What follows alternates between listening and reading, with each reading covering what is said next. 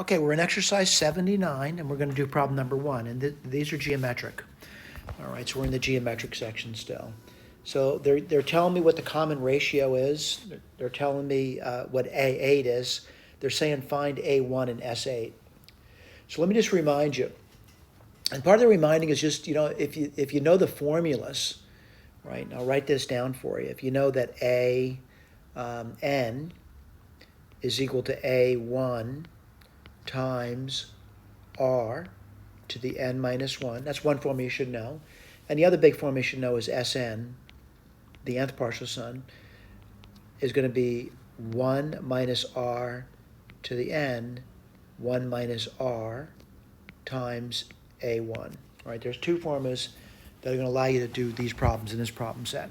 All right, so the first thing to do is, if they told you what the R is and what A8 is, I guess I could write the first formula down. So I could write down A8, I'll put the numbers in later, is equal to A1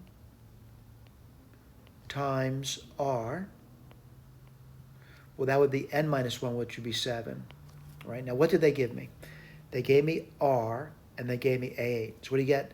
2187 equals, well, I don't know A1.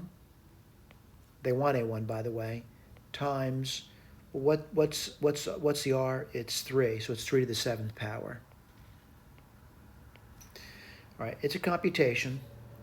And someone says, I wonder what the computation is. We're trying to solve for A1.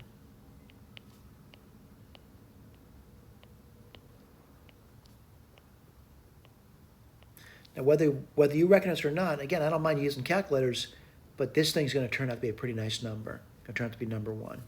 Now, granted, if you don't have a calculator, what I would be looking for is, I don't recognize that 2187 is, related to 3 at this point.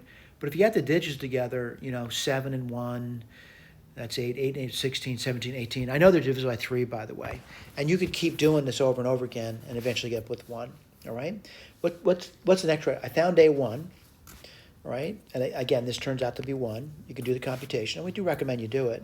I want to get S8 now. How would I do that? 1 minus the R, which is 3, to the 8th power, and then 1 minus 3 times A1. And if you do that computation, you should get this number over here. Again, if you're not, bring it to my attention, and we can talk about it. All right? Relatively straightforward question, by the way. Thank you.